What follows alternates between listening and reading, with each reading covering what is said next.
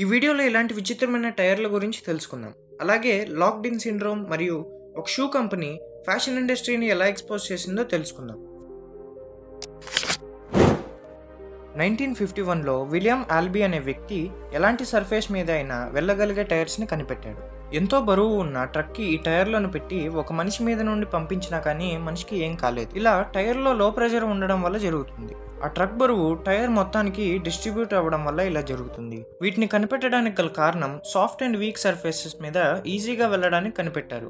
అంటే స్నో ఉండే ప్రదేశాల్లో బాగా ఉపయోగపడతాయని కనిపెట్టారు. నెక్స్ట్ ఫ్యాక్ట్ చెప్పే ముందు మర్చిపోకుండా వీడియోకి లైక్ చేసి సబ్స్క్రైబ్ చేసుకోండి. అలాగే పక్కనున్న బెల్ ఐకాన్ని ఆల్లో పెట్టుకోండి.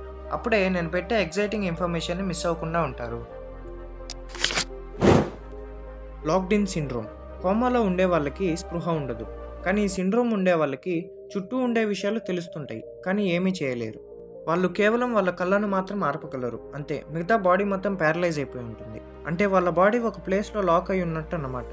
ఇలా బ్రెయిన్ స్ట్రోక్ లేదా తలకి ఏదైనా గట్టిగా దెబ్బ తగిలినప్పుడు, బ్రెయిన్ స్టెమ్ డ్యామేజ్ అయినప్పుడు ఇలా జరుగుతుంది. ఈ కంపెనీ ఫ్యాషన్ ఇండస్ట్రీని ఎక్స్పోజ్ చేసింది.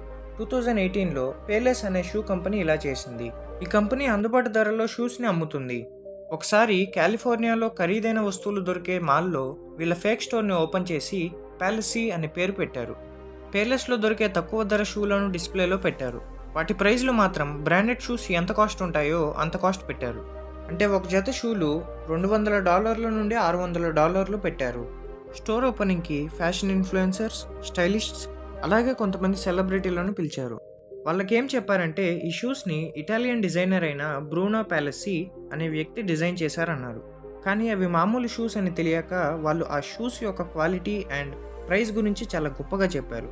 అండ్ ఆ షూస్ని హై కాస్ట్కి కొన్నారు. తర్వాత సీక్రెట్ని రివీల్ చేసి వాళ్ళ డబ్బుని రిటర్న్ చేసింది పేలెస్ కంపెనీ. అలాగే బ్రూనో ప్యాలెసీ అనే వ్యక్తి నిజమైన వ్యక్తి కాదు, ఆ కంపెనీ వాళ్ళే అతన్ని క్రియేట్ చేశారు.